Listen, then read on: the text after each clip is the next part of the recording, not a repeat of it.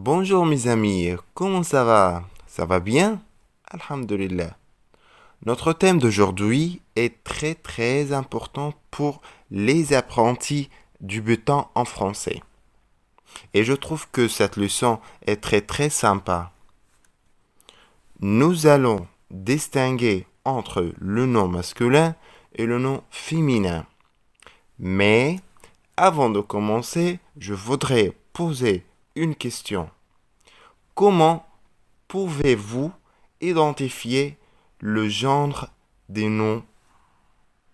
النهاردة إن شاء الله هنتعلم إزاي أفرق ما بين اسم مذكر والاسم المؤنث، وإن كان المفترض إن الاسم بيسبق بأداة والأداة دي بتحدد لي نوع الاسم وعدده، ولكن إذا غابت الأداة دي أنا هعرف الاسم اللي قدامي ده هو مذكر ولا مؤنث إزاي. النهاردة بإذن الله في درسنا النهاردة هنعرف إزاي هفرق ما بين اسم مذكر والاسم المؤنث، وده اللي هنشوفه في الدرس بتاع النهاردة.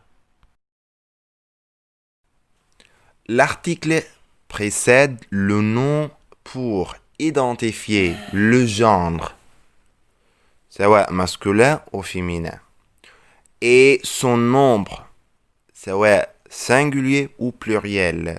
وهنا الأداة دائما تسبق الاسم لتحديد نوع الاسم، ما إذا كان الاسم مذكرا أو مؤنثا، وعدد الاسم سواء إذا كان الاسم مفرد أو جمع. هنا الأداة هي التي تحدد نوع الاسم.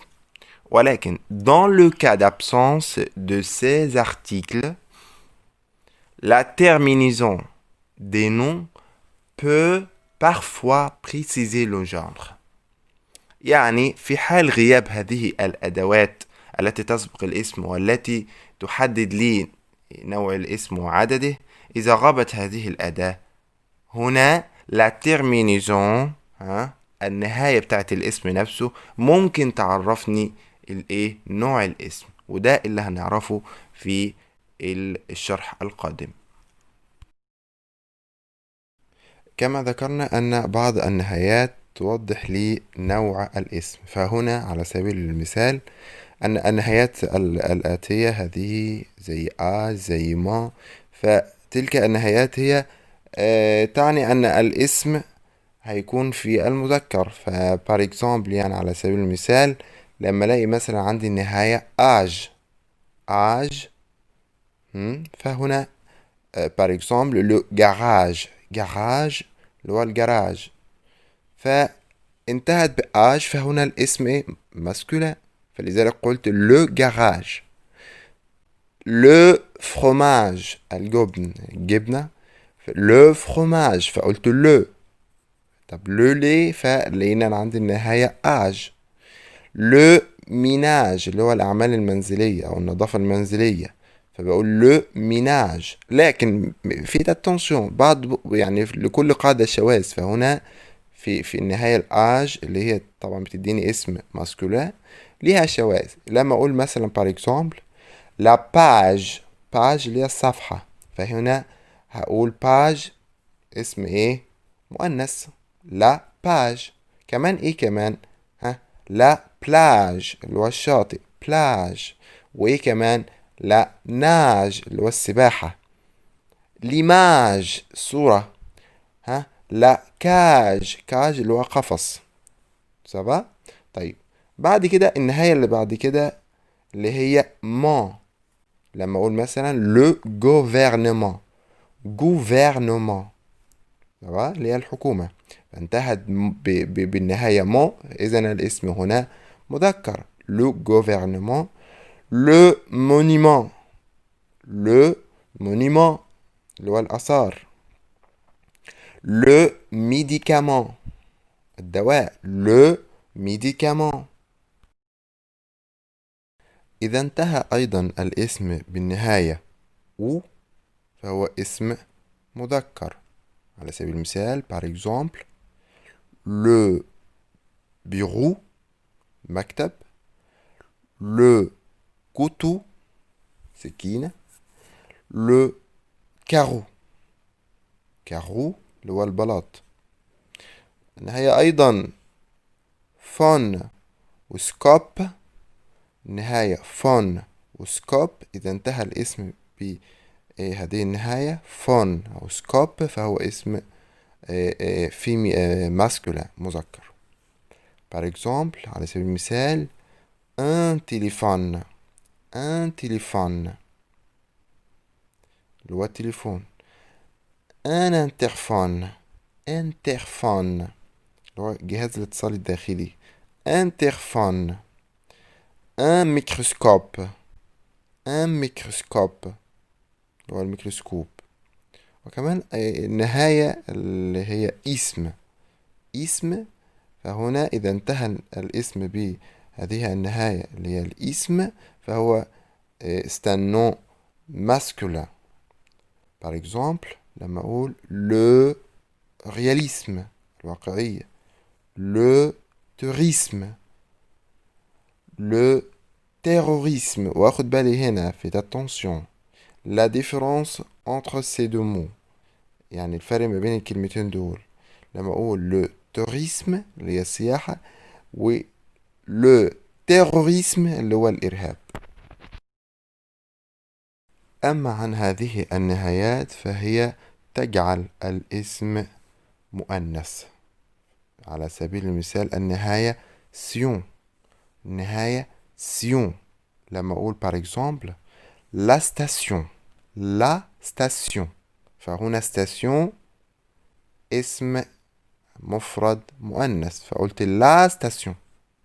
la situation، la solution اللي هو الحل.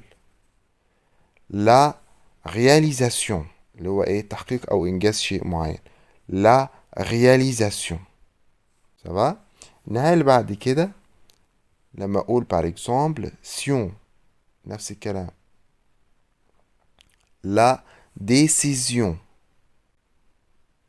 la décision اللي هو القرار. la télévision، la télévision. ça va اللي هو التلفزيون. بعد ذلك النهاية et، et، et. النهاية et تجعل الاسم مؤنث. par exemple la bicyclette، la bicyclette اللي هو bicyclette.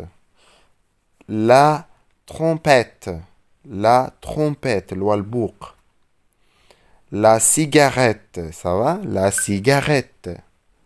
ça va la cigarette. mais faites attention le squelette، le squelette برغم ان هي انتهت بأت لكنها هنا شذت القاعدة فقلت le squelette اللي هو الايه الهيكل العظمي. la terminaison T، النهاية اللي بعد كده T. par exemple لما اقول la société، la société اللي هو المجتمع. la réalité، la réalité الواقع أو الحقيقة. la beauté الجمال، la beauté. la bonté، la bonté الطيبة يعني. mais هنا أيضا في هذه الحالة شواذ. لما أقول par exemple le côté، le côté الجانب. لما أقول le comité، le comité لجنة. l'été، l'été الصيف. le débuté، le débuté اللي هو عضو. بعد كده la terminaison ans لما أقول par exemple la dépendance، dépendance اللي هو الاستقلال. لما أقول كمان la connaissance المعرفة، la connaissance. كل هذه النهايات تجعل الاسم مؤنث. après ça la terminaison ans لما أقول la différence، la différence اللي هو الاختلاف. لما أقول كمان la présence، la présence الحضور، la présence أو الحاضر. لما أقول كمان la référence مرجع. لكن أيضا هنا في كلمة تعتبر يعني كلمة شاذة النوع يعني. فهنا لما أقول le silence فsilence هنا اسم مذكر. Ça va? Et enfin, la terminaison ur. لما أشوف الترمينيزون دي فأنا بقول إن الاسم اللي عندي ده اسم إيه؟ مؤنث. لما أقول par exemple la culture ثقافة. la peinture رسم أو دهان. la nourriture اللي هو التغذية أو الغذاء يعني. mais faites attention هنا أيضا لكن أقول mercure mercure اللي هو الزئبق. آخر ترمينيزون عندي، آخر نهاية عندي في المؤنث بقول ad ud. لما أشوف أي نهاية من دول فأنا بقول هنا الاسم عندي مفرد مؤنث. ad ud par exemple لما أقول la méthode فهي عندي انتهت بالأود. la salade انتهت بالأد. la certitude اللي هو الحاجة المؤكدة التأكيد. la certitude فانتهت بالأود. ça va؟ يبقى la méthode اللي هي طريقة أو منهج. la salade et enfin la certitude. تعالوا بينا هنا على ملحوظتين مهمين جدا جدا. رغم ان الاسم المذكر لما المفترض باجي أأنسه بأضيف لا لتر او علشان يبقى مؤنث. سبعة. إلا إن عندي بعض الأسماء في المذكر بتنتهي بحرف الأو لازم أكون عارف يعني هما شواذ. فألاقي بعض الأسماء منتهية بأو وهما مذكرين فهما كده. فبيقول هنا un grand nombre des noms terminés en e et masculin يعني عدد كده معين من الأسماء بينتهي حتى كمان بالحرف الأو وهو مذكر. على سبيل المثال par exemple لما أقول un problème un rôle مشكلة اللي هو un problème و un rôle اللي هو إيه دور معين دور. un système نظام. un programme برنامج. un groupe مجموعة. un domaine اللي هو مجال. un modèle نموذج. un modèle. un volume حجم. un volume. برغم انهم انتهوا بالأو فهم اسماء مذكرة. وهناك ايضا بعض الاسماء المنتهية بالمقطع اخ بيكونوا فيمينا على الرغم من المتعارف ان المقطع ده في الغالب بيكون نهاية تؤشر لاسم ايه مذكر. لكن هناك بعض الاسماء لو انتهت بالمقطع اخ بتكون مؤنث. على سبيل الذكر هنقولها دلوقتي. فبقول هنا quelques noms en heure sont féminins.